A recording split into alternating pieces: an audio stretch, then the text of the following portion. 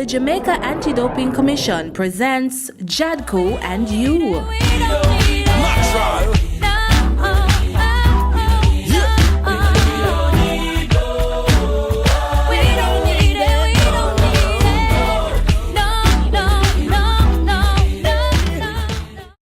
January 1, 2015 saw the implementation of a revised World Anti-Doping Code, signaling big changes in the administration of anti-doping programs worldwide. The code is the fundamental document upon which the World Anti-Doping Program in sport is based, and its purpose is to advance the anti-doping effort through universal harmonization of core anti-doping elements. Here in Jamaica, the National Anti-Doping Organization, JADCO, continued to ensure stakeholders were kept informed by hosting a symposium under the theme Exploring the New and Improved World Anti-Doping Code on January 29.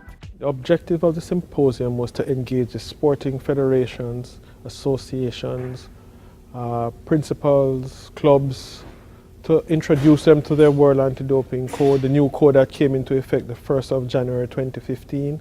The associations and the federations are the bodies that look after the welfare of the athletes, and so they need to know what is involved so that they can do this properly. The coaches and other athlete support personnel themselves also need to know what is involved and to know that they are also liable for sanctions if they are not compliant with the code and with the anti-doping rules of Jamaica. It is not just about setting and revising the framework for governance. It is also about having dialogue with you, our stakeholders.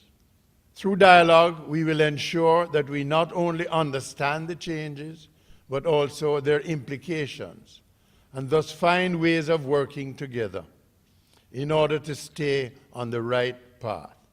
JADCO collaborated with the World Anti-Doping Agency WADA and the Canadian Centre for Ethics in Sport CCES to host the event. Representatives from both entities made presentations on the World Anti-Doping Program and the fight against doping through partnerships. The fight against doping must be a joint effort, a collective effort, and I think we all hold a piece of the puzzle, and we just need to work together and come together to protect our clean athletes, the integrity of our sport, and with that, hopefully one day, we'll eliminate doping from sport. Speaking at the symposium, Minister with Responsibility for Sport, Natalie Nita-Headley, pledged government support for the continued development of the country's sporting program and issued a charge to participants. We encourage all the parents, all the personnel, all the coaches who are here today. Take this opportunity to understand the nuances, the intricacies, the details of the new code. Open your minds to all the possibilities. Return to your colleagues. Be the standard bearers, be the carrier of good news. And bad news too if you think it's bad news. But take back all the information you can so that we all can be aware of what is happening.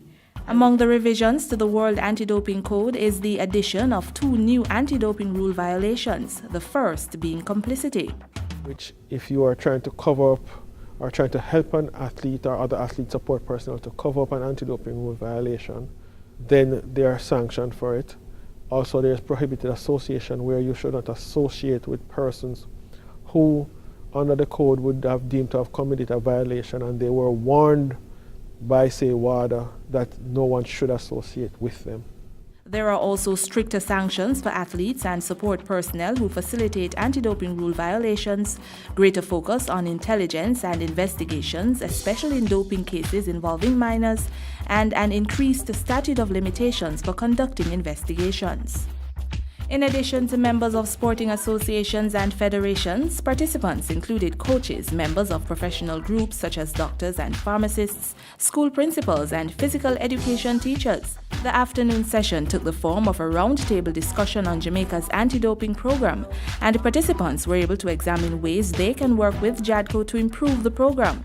They were grateful for the information received and commended JADCO on the hosting of the symposium.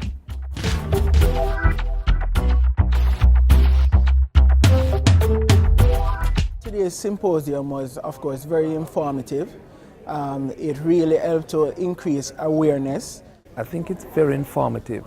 When they come to your venue and your discipline, then no one will be able to say that they did not know. I am empowered to go back to my parish and to educate my students at my school. JADCO in its present form has improved a lot over the last few months, and I think they are on the right path in terms of making sure that athletes participate clean and that there is a level of fairness amongst competitors.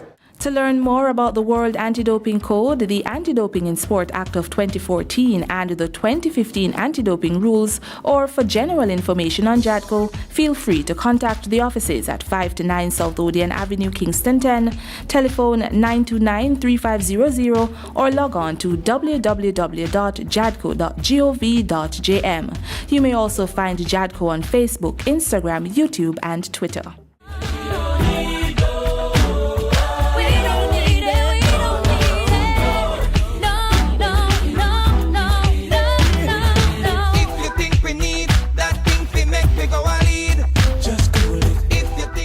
JADCO and You was brought to you by the Jamaica Anti-Doping Commission.